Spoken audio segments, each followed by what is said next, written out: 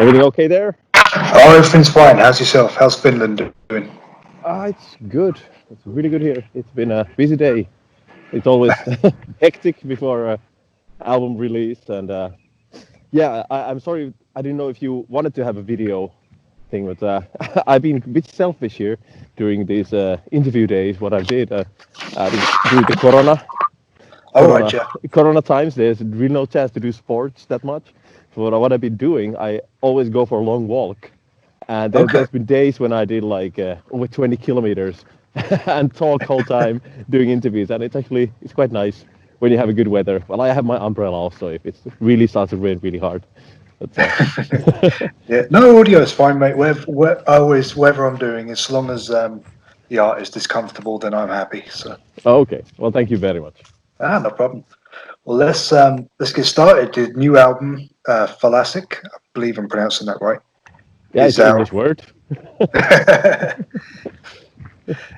My family's not English, so Okay. Well, um, I guess we're on the same boat here because oh mine is yeah, neither.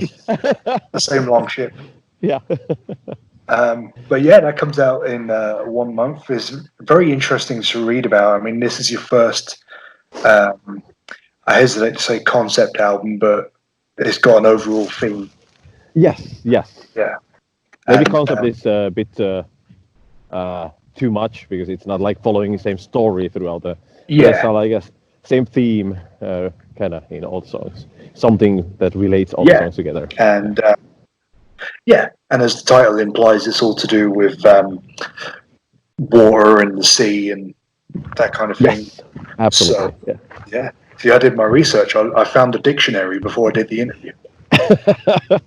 Well, I had to be honest. Yeah, when I had the idea for the album and I had some lyrics already written and vocals arranged, and then I noticed that none of the song titles really fit as something that kind of sums it up, the whole album.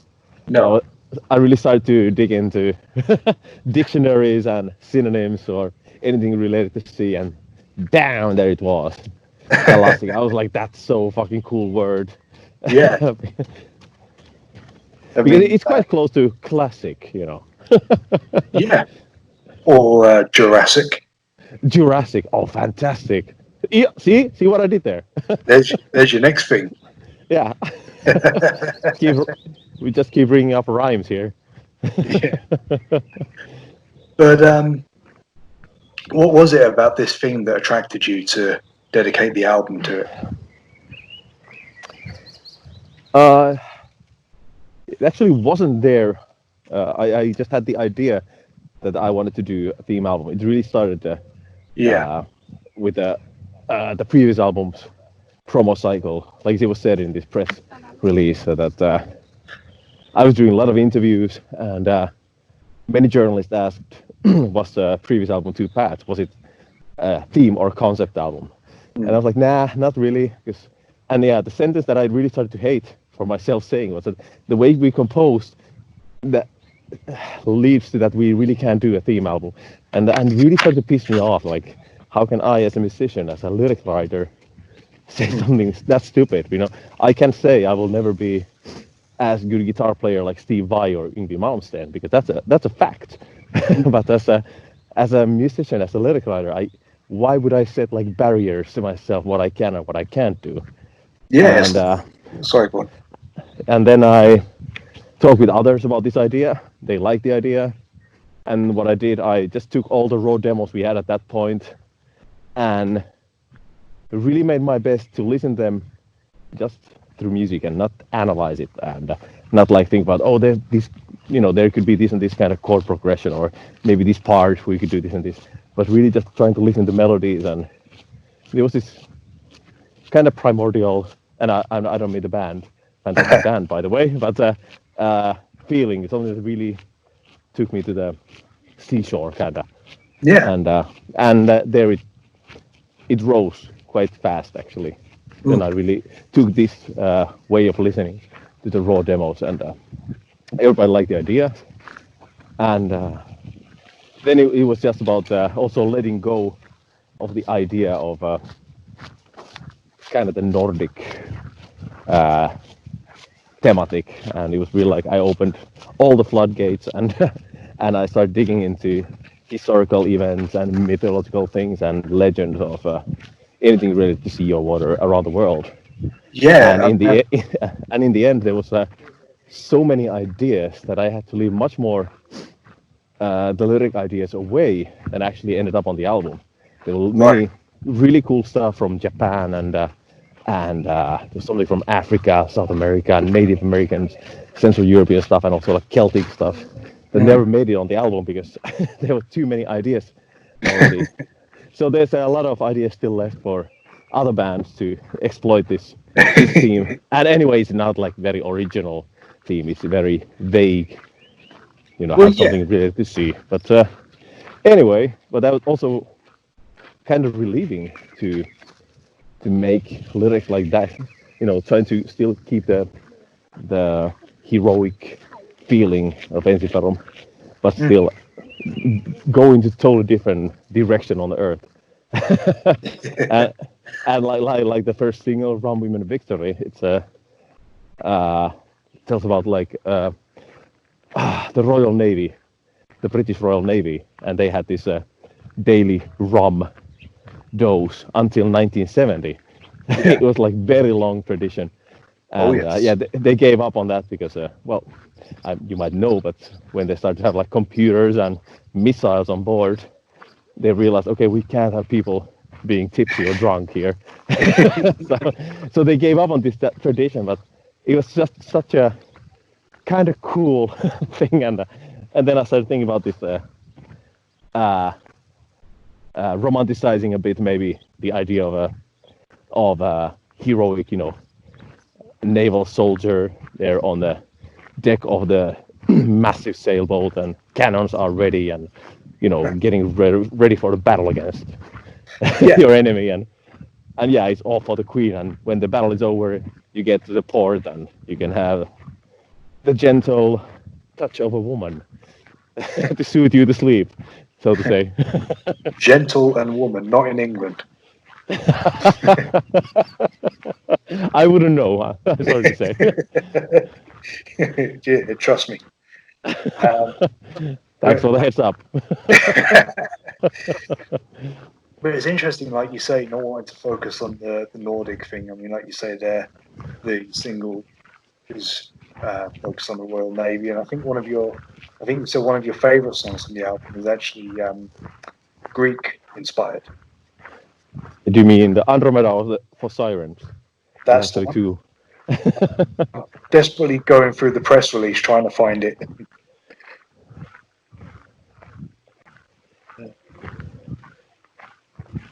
It's yeah, the Andromeda and for Sirens, two of these Yes. kind of mid-tempo. Oh, sorry, Andromeda. Yeah, Yeah, yeah. But yeah, it's cool, man. Because I think a lot of the times bands that are kind of pigeonholed into folk metal or whatever tend to just stick with their own ancestry or whatever, which is fine. exactly. There's nothing wrong with that. Yeah, but it's nice to branch out and explore yourself as an artist or a lyricist, things like that. Yeah, and well, one of my all-time favorite bands, Iron Maiden. You Yeah, know, they go from theme to theme, and have gone, and that's beautiful. But you can still always recognize it's Iron Maiden. yeah, yeah. I wonder what it is as a bassist who writes lyrics that attract you to Iron Maiden. I guess they don't have to practice their instrument that much.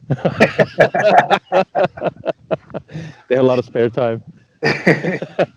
Well, one of the really cool things about the album is the artwork, which once again you've worked with, and my Hungarian is worse than my Finnish. Kiala Havansak? Yes, well, Yeah. we're in the same boat here. I really don't know how Gyula's name is pronounced correctly, but he has never been angry to me because I tried to pronounce his name during all these years. This is already the third album cover he made for Ensiferum, and he also made the cover for my other band, my power metal band called Metal Facto, and Okay. he also now made the cover for my first ever solo release Oh, that's coming out in June. Yeah, because I really love his work. And it's really nice to work with him. It's always a pleasure. Yeah. Now, he's done some great artwork over the years, but I really, really do like this one. This is Yes. really cool. But Yes. yeah, because obviously if he's worked with you before and he's working with you again on the solo album, must be a very easy artist to communicate with. Yes, and that's what I really love about him. It's uh, he's very open always to your ideas, Yeah. and like sometimes uh, I could even send him like something that I draw with with a pencil on a napkin or something like this, something really like Spinal Tap kind I of, was gonna you know, say, they did the Stonehenge, something like this, and then I might send him like a couple of reference pictures, like photos or other album covers, and then he sends like his first draft, and it's all already almost there. He instantly gets like the idea that you're chasing for, and it's so easy. And then if anything needs to be changed, or it's so easy to work with this guy. mm, Highly recommended for everyone, no absolutely. matter what genre. Yeah. But you mentioned the solo album coming out next month. This is the first I'm hearing about it. What's the title of the album? Uh, well, it's just it's actually like shh, like SSSHHH because that's my initial Sami Hinkka. and and yeah, it's actually EP because I think it's gonna be a bit less than 30 minutes. Okay. Uh, um, I did it with the crowdfunding, Okay. and yeah, if you want to check there out, I think three raw mix clips on my YouTube channel, Okay. Sami Hinkka official. If you just want to check it out, it's like industrial metal because I had this skeleton in my closet. I always loved Prodigy since '90s and Peter Tägtlä's Pain. That's fucking fantastic band. Yeah, man. And Nine Inch Nails, Marilyn Manson, this kind of stuff. And there's really no. I had a lot of these kind of ideas for these kind of songs, Yeah. but obviously they never fit like Ensiferum or any other band that I played because I played like pop and funk and down tempo, chill out stuff and all kind of bands, but never in this kind of band. So these ideas just get piling up, and when the COVID Yeah. chaos started, it was like just a few days. I was like, okay, this is not gonna go anywhere. I can't just waste my time being, grumpy at home. Mm. So I started to go through my ideas, and I thought, what the fuck? Let's let's try this. I'm gonna try to do it with crowdfunding, Yeah. and just set the goal so that I can pay for mixing and the cover art, and that's it. And Yeah. obviously, because I knew the guys, they were very kind to give like big discount for me for this, and yeah, and we got over the goal, and Yeah. I really can't wait to get it out because it's something completely different that I ever released, and yeah, all the lyrics are inspired by well, the COVID situation when you start reading news, Yeah. there's like one song that's called "I Consume," written like iPhone with a small I in the beginning, and it was inspired by at the beginning when people started hoarding fucking toilet paper and stuff like this. Yeah. There was a picture in media of an old lady, like a granny, standing in front of an empty grocery store shelf Yeah. because she was late, and I was like, for fuck's sake, the selfishness and everything. Mm. So I made this kind of how people reacted to uh, this whole thing. It just inspired all the lyrics, and it was actually very funny. Well, Mm. not funny, but fun to write something like this, where no dragons or no swords and something completely different. And yeah, But the last song called the EP. Sorry, I just have to tell the last thing. yeah, sure. uh, After writing like this already like 4 or 5 songs of bitching about people's stupidity and greed and selfishness. But then I started thinking, okay, I'm really sounding really hypocrite here Mm. because I'm I'm being very privileged to live in this kind of country and Mm. everything is okay. So in different kind of situation, we're all just hairless monkeys who try to survive and take care of our loved ones. So Yeah. the last song is really about self-criticism for myself, saying that Oh, I'm hypocrite here a bit. So I needed to get that also out of the system, and it was also very something completely different that I ever wrote. So Yeah.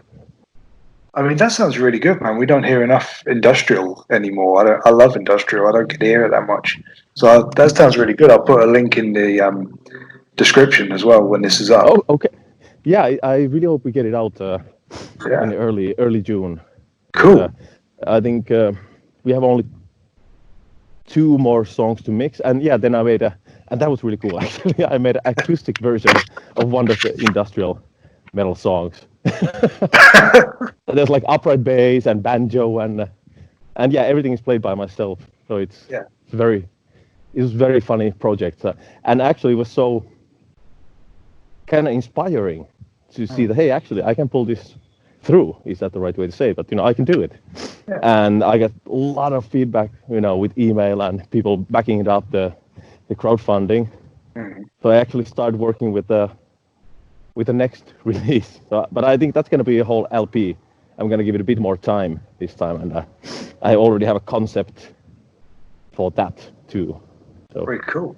And the good yeah, thing is now that everyone's hoarded up on toilet paper, they've got money that they would have spent on toilet paper to buy the EP and buy the yeah. Ensiferum album while you're at it.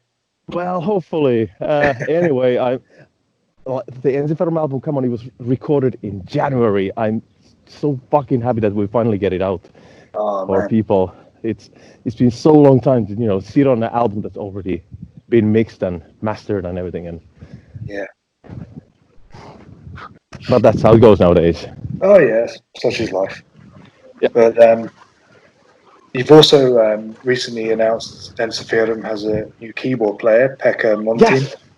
Yes. Um, did Pekka play on the album?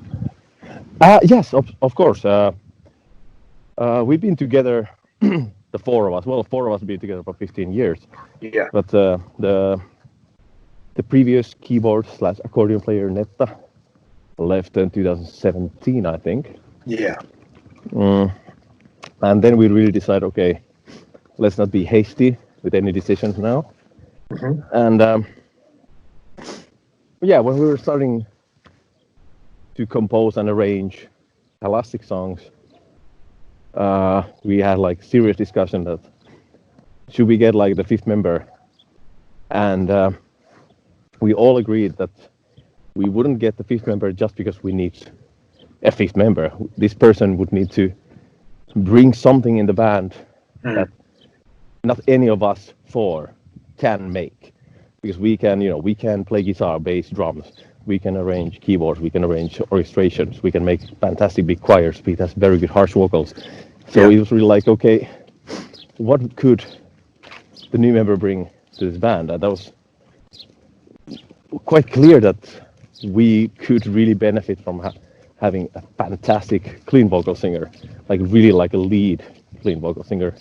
Mm. And yeah, what we did, we actually did well back in the days. If you were missing some musician from your band, what you did, you wrote a note and put it on the bulletin board of your local grocery store, or wrote small ad to your music magazine. Yeah. But that's not how things go now. Go anyway now. So what we did, we announced publicly, sorry, in our Facebook and homepage that, hey, we're looking for a new member. No matter where you come from, you're a man or a woman, as long as you're a good singer, a good keyboard player, Mhm. and if you're interested about this kind of stuff. And we got hundreds of applications. We were overwhelmed because the level of these people who applied, that was insane. There were literally people. I remember me and Marcus, we were listening to their applications. We're like, what the fuck? We're just a bunch of hippies from Finland making this, drinking songs with distorted guitar. And these are people who are on musical level. They're like, they should be on top of the world. And they're applying into our band. And then also Pekka sent his application. I knew his name. I didn't know him personally because he doesn't live in a capital area. Right. And yeah, what we did, because obviously everybody who sent the application could do like the keyboard parts that needed in Ensiferum. And but being in a band is not about having the dream team. That it's also in sports. That rarely works. Yeah. If you have the best musicians or best athletes of something, it's also about being like a family.